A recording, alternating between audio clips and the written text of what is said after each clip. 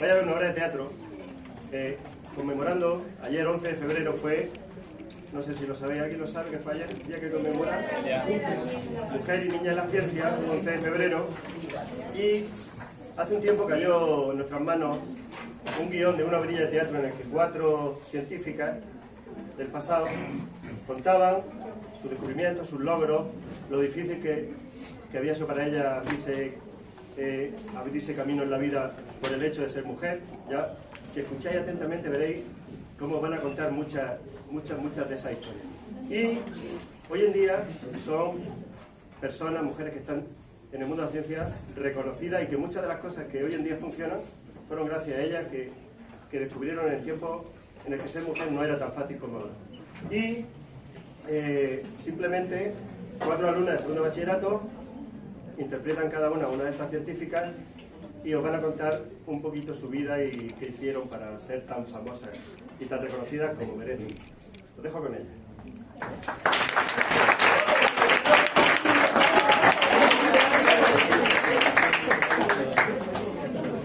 Había en Alejandría una mujer llamada Hipatia, que logró tales conocimientos de ciencia y literatura que sobrepasó en mucho a la mayoría de filósofos de su época. Tal era así que, sucesora de las escuelas de Platón y Plotino, comenzó a impartir clases a oyentes que venían de todos los lugares de la edad antigua para escuchar sus lecciones sobre filosofía. Esta será Hipatia de Alejandría.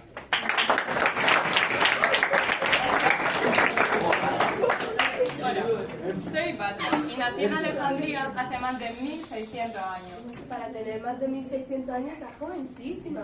Claro, pero es que llevo también otro buen montón de años muerta. Y como ya sabéis, los muertos no envejecemos. Cuando yo nací, Alejandría era una ciudad fascinante. Había un faro, el primero que se construyó en todo el mundo, y una biblioteca con los libros importantes de la época. A mí me encantaba ir a esa biblioteca. Mi padre, Teón, era el director, y mi madre era profesora de música. Ellos dos decidieron que yo estudiase allí. Y es que no os lo vais a creer, pero en mi época las niñas no podíamos ir a la escuela. Ya veis qué tontería. Menos mal que mis padres eran gente sensata y ellos sí que querían que yo aprendiese. Y qué mejor lugar que hacerlo que en la biblioteca, con mi padre. Mi padre era un matemático, astrónomo y filósofo de mucho prestigio. Y yo, pues igual. Bueno, igual no. Dicen los historiadores que llegué a ser incluso más inteligente que él, que interpreté libros de matemáticas con gran acierto, que descubrí cosas muy interesantes sobre las órbitas de los planetas y que inventé instrumentos muy útiles. Este es uno de ellos. Es un hidrómetro y sirve para medir la densidad relativa de los líquidos. Este otro es un destilador. No es el que yo inventé, es una versión más moderna. Pero es que del mío ya no quedan copias. Y aunque estos dos inventos me encantan, mi favorito es este. Esto es un astrolabio. Vaya palabreja, ¿eh? Astrolabio es una palabra griega. Astro en griego significa estrella y labio, buscador. Así que astrolabio es buscador de estrellas. Y es que hace tiempo, cuando todavía no existían los relojes, mirar estrellas no era solamente algo bonito, sino que podías saber qué hora era. Y por eso el astrolabio es un invento con mucho uso y además muy sofisticado. Aunque os voy a confesar una cosa, y es que no lo inventé yo, pero sí que ayuda a perfeccionarlo. Es decir, que gracias a mí funciona mucho mejor. En mi tiempo libre me encantaba escribir libros, y a la gente de Alejandría también les gustaban mucho. Por eso es una pena que se perdieran. Escribía sobre matemáticas y sobre astronomía. También daba clases de estas dos cosas y de filosofía. Y sí, de filosofía, porque al igual que la ciencia, nos enseñan a pensar, a conocer el mundo que nos rodea e intentar mejorarlo a través de nuestras ideas. Le di clase a gente muy importante de la época, a políticos, a militares, y algunos de ellos llegaron hasta gobernar Atenas. ¿Y sabéis a quiénes acudían cuando tenían que tomar una decisión importante? Pues a mí. Se decía de mí que era una persona sensata, amable e inteligente. Pero no creáis que le caía bien a todo el mundo, porque a los hombres de mi época no les gustaba que hubiera una mujer con tanto poder como yo. Pero a mí me daba igual lo que pensasen de mí. Yo era feliz. investigando, aprendiendo y haciendo que los demás aprendieran. Y a ello dediqué toda mi vida. Yo solía decir, defiende tu derecho a pensar, porque es mejor hacerlo de manera errónea que no hacerlo. Y no es porque sea mía, pero una muy buena frase que espero que no se os olvide. ¿Os acordáis de la biblioteca esa tan chula de la que hablaba al principio? Pues al final se perdió. Que si una quema de libros por allí, que si una guerra por allá, que si no había dinero para el mantenimiento. El caso es que no teníamos ni ordenadores ni internet para guardar la información de todos esos libros en la nube. Y no hablo de esta nube, sino de la internet. Así que ya está, esa soy yo.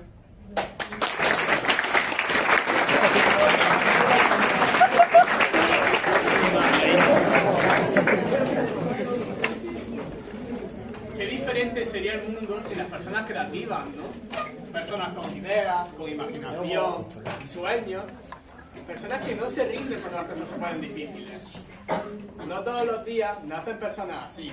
Sin embargo, a principios del siglo XIX en Londres nació una de ellas, Ada Lovelace.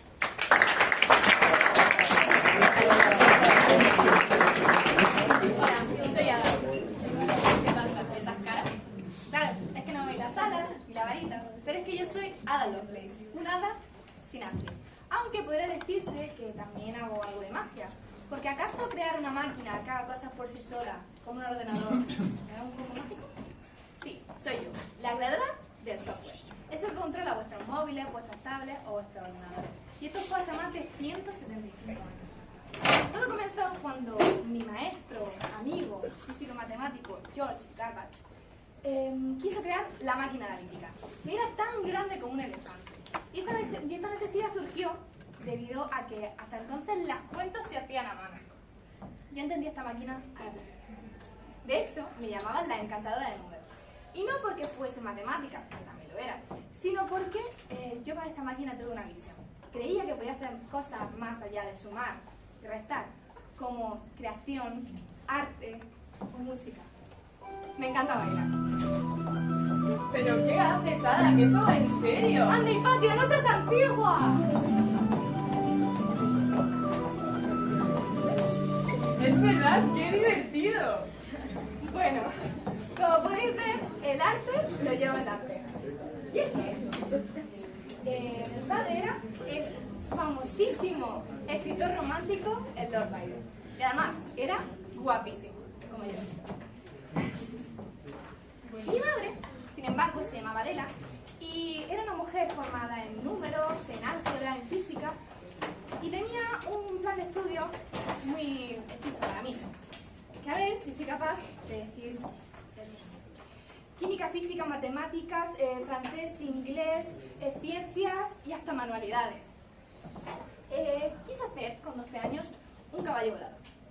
Pero mi madre, como me distraía demasiado de mis estudios, decidió que no era una buena idea. Aunque unos años después, unos científicos hicieron un modelo realmente parecido al mío, en el que están basados los aviones actuales. Así que creo que mi caballo volador hubiese sido todo un éxito. Sin embargo, por lo que más se me conoce es por haber escrito que explica la máquina analítica de mi amigo George. Por eso, cuando estéis utilizando vuestros móviles, vuestras tablets o vuestros ordenadores, debéis pensar que ahí dentro hay un hada que hace que todo eso sea posible, cuya magia es la informática.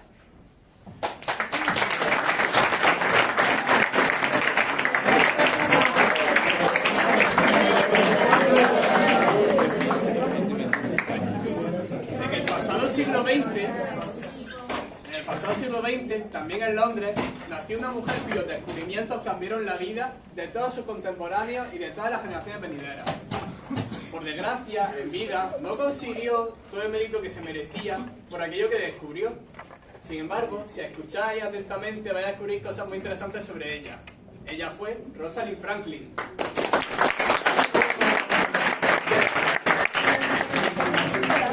Soy Rosalind Franklin, mundialmente famosa por haber hecho la foto, pero no con esta cámara. Esta es la foto, la famosa foto 51. La hice yo utilizando una técnica llamada cristalografía de rayos X. Y fue crucial para que dos científicos de mi época pudieran diseñar el modelo molecular del ADN. Uy, ¿cuántas palabras he dicho, no? cristalografía, ADN, rayos X, moléculas. ¿Y el ADN? ¿Sabéis lo que es el ADN? El ADN es como un libro de instrucciones que viene escrito en cada una de nuestras células y dicen cómo tienen que diseñarnos dichas células. De qué color tendremos el pelo, los ojos, si seremos altos, bajitos, fuertes. ¿Habéis visto alguna vez una molécula de ADN? Seguramente sí, ¿no? Todo el mundo sabe que tiene esta pinta, ¿verdad? Dos hélices con unos escaloncitos que la unen. Actualmente todo el mundo sabe que tiene esta pinta, porque yo hice la foto. Sin embargo, antes de hacerla, los más listillos de mi época pensaban que eran 3, pero llegué yo con mi foto y ¡tasca! Se dieron cuenta de que eran solo 2. Estos 2 que utilizaron mi foto sin mi permiso para diseñar el ADN le dieron el premio Nobel. Para aquel entonces yo ya estaba muerta y a los muertos no se les puede dar. Sin embargo, hice otras cosas muy importantes y muy interesantes que no tenían nada que ver con el ADN. Me da mucha pena que no mucha gente sepa de él, ya que sin embargo, lo importante era que yo me lo pasaba en grande investigando, que era lo que más me gustaba. Estudié química en la Universidad de Cambridge, Inglaterra, y lo que os contaré a continuación os dejará sorprendidos. Cuando terminé mis estudios no me dieron ningún título, porque en aquel entonces a las mujeres no se les daba título. ¿Os lo podéis creer? Sí, muy loco todo. Cuando terminé mis estudios, en 1941, mi país se vio inmerso en la Segunda Guerra Mundial y yo quise ayudar con mis investigaciones. Así que decidí entrar al Centro de Investigaciones del Carbón. Fui la primera en utilizar el helio para medir la porosidad del carbón. Con esto hice mi tesis doctoral en Cambridge, allí, en París. Y después me fui a París a seguir investigando con él. Estos fueron los mejores años de mi vida, allí, en París, donde seguí trabajando en el carbón y al final pude diseñar las técnicas de rayos X que me permitieron hacer la foto 51. ¿Os acordáis de ella? Así que ya veis cómo es la vida. Pasé más de 9 años trabajando y estudiando el carbón y tan solo 3 con el ADN. Al final, la mayoría de la gente solo me recuerda por la foto 51. Por desgracia, un cáncer me retiró muy joven de mi laboratorio. Posiblemente por utilizar tantos rayos X sin las medidas adecuadas. Por suerte, hoy en día sí se utilizan estas medidas para prevenir que esto ocurra. Solía decir que la ciencia y la vida no deben separarse nunca. Yo no me separé de ella mientras viví. Y os puedo asegurar que todos y cada uno de mis descubrimientos, desde los más pequeños hasta los más grandes, me hicieron muy feliz.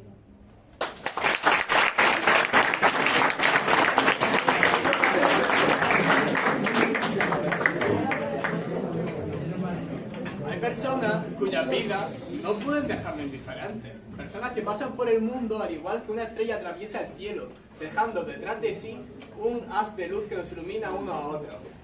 Una de estas personas, pionera en diversos campos y siempre un alma libre, fue Hedy Lamarr.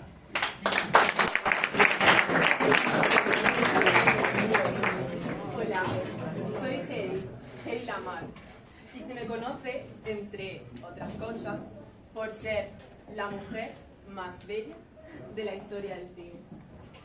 ¿Eso os ha parecido un éxito? Pues esto solo acaba de empezar. Mi nombre real es Hedwig Eva Maria Kiesler y nací el 9 de noviembre de 1914. Ese día se celebra el Día Internacional del Inventor y es en mi honor. A la edad de 15 años me fui a Alemania y comencé a ser actriz. Aunque esa idea a mi padre no le gustó.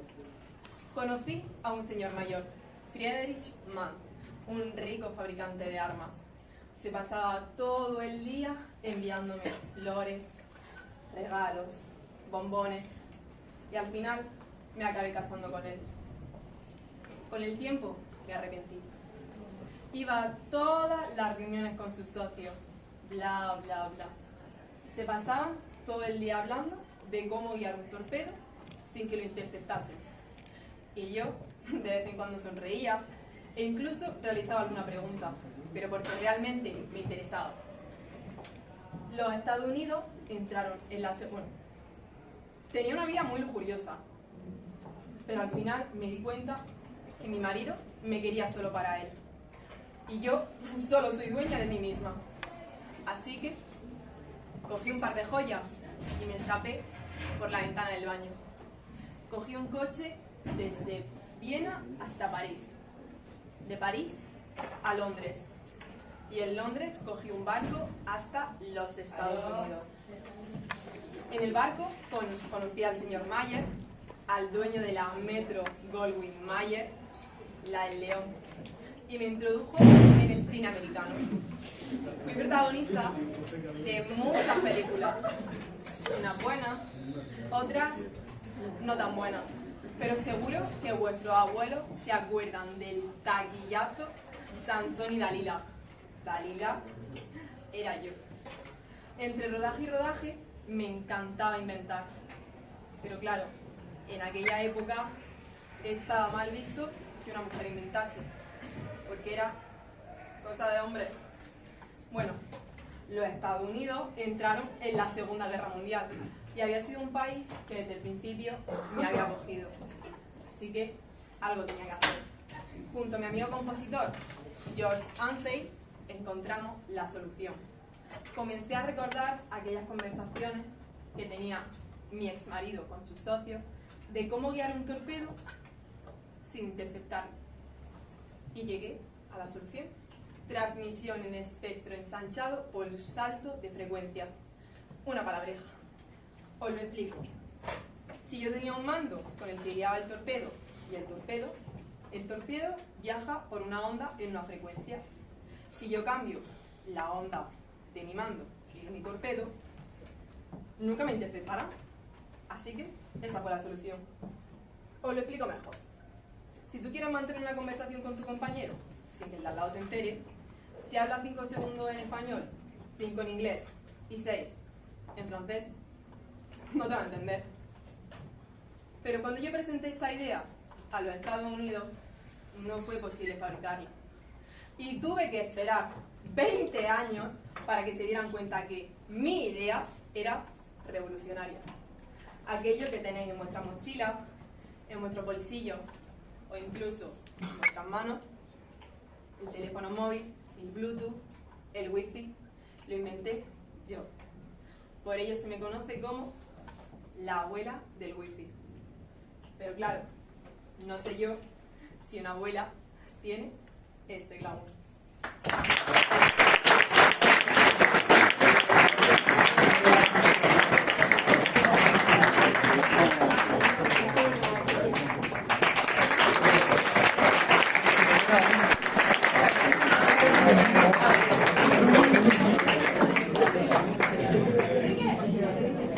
Bueno, espero que hayáis disfrutado tanto como ellas, que yo creo que esta es la cuarta vez que lo hacen, llevan sesión continua y yo creo que cada vez se van superando y al final van a ser profesionales del teatro.